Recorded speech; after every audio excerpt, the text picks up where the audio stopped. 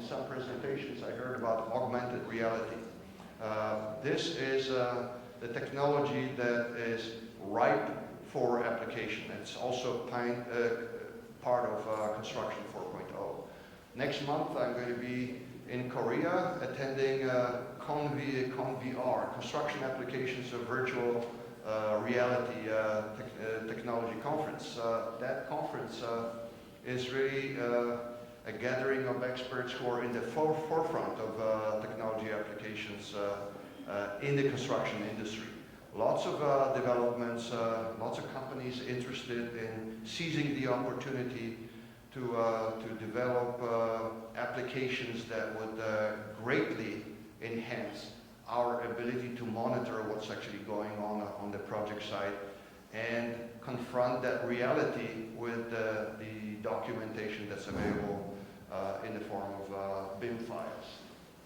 So artificial intelligence, that's another subject where we teach a separate course on applications of AI in construction. Some of my former students and I have published a book last year on AI applications in construction engineering and management. It's published by Springer Nature, so I'd encourage those of you who are interested in reviewing what has actually gone on in the last 20 years in the applications of AI. That's actually one of the sources of information that you can tap into.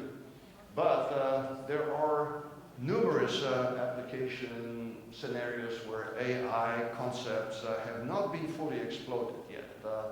And that certainly involves a new technology that is not much talked about yet in construction. It's not 3D printing, it's 4D printing. All right, so you may actually have structures that can be manufactured using this technology that will change their shape in time, that would adopt their shape to the needs of the application at hand. How that would work in terms of a design, construction, integration scenario, it's a wide open field as to what can you possibly take advantage of when it comes to that technology. And of course, lots of applications of AI.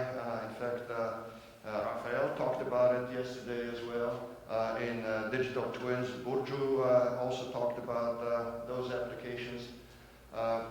Sky is the limit as to what can be accomplished. Handling very large amounts of data and information, processing it using AI technologies to the advantage of the execution stages in the construction project. So let's try to make this giant leap, maybe not so giant for some, from Industry 4.0 to 5.0. What is it that 5.0 is supposed to be about? Well, the idea was initially championed by the European Commission, where the goal was set to go beyond producing goods just for and services just for profit. And the European Commission decided that the time was right to shift the focus from shareholder value to stakeholder value. What's the difference? Well, shareholders are also stakeholders, but not all stakeholders are shareholders in projects. So it's really you and me.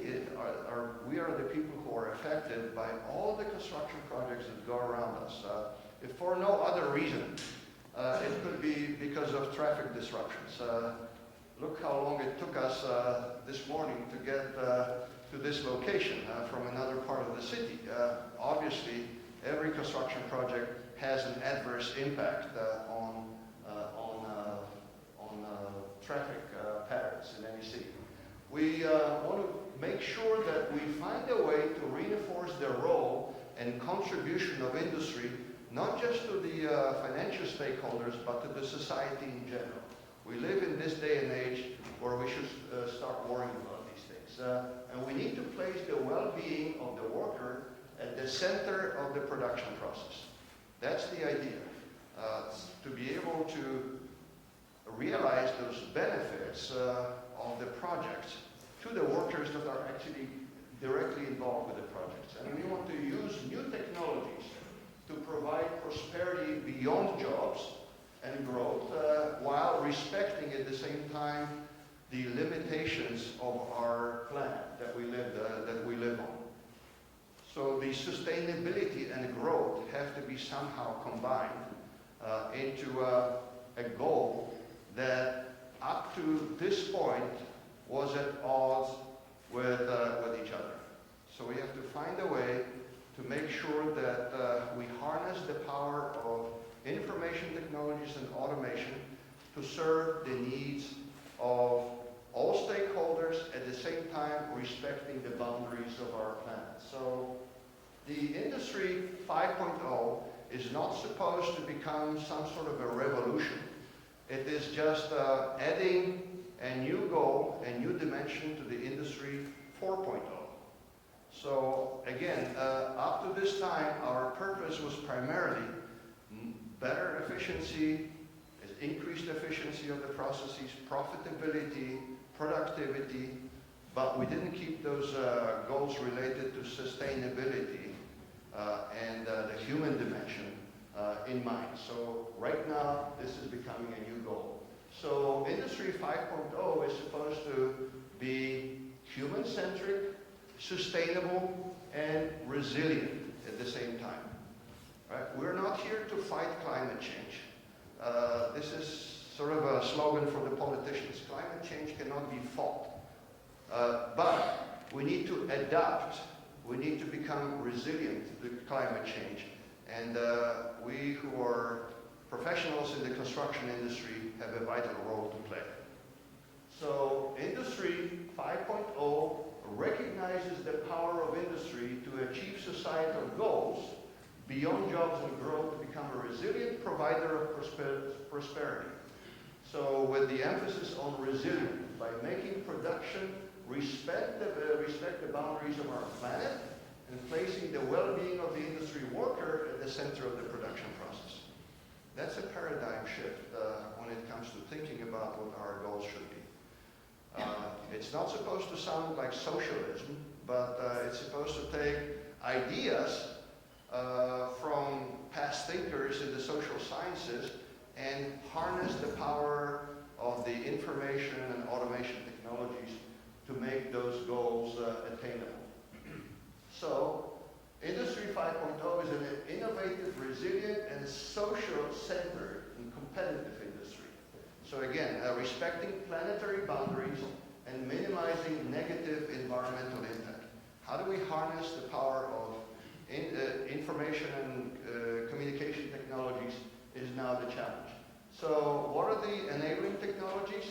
Human-centric solutions and human-machine interaction. This field by itself is not new, but the application of this field to meet the goals of Industry 5.0 is still relatively new. We're also interested in bio-inspired technologies and smart materials. We don't have to reinvent the wheel when Mother Nature has already invented it for us. I remember years ago when I was involved in development of legged locomotion of robots for planetary exploration on Mars. And it was, again, dating back to my years as a graduate student. I remember that one member of the team was not a mechanical, civil, or electrical engineer. He was an entomologist, a specialist in insect biology, and with a particular interest in cockroaches. And as ugly as they are, Mother Nature gave them the most resilient, the most adaptive legged locomotion system that nature knows today.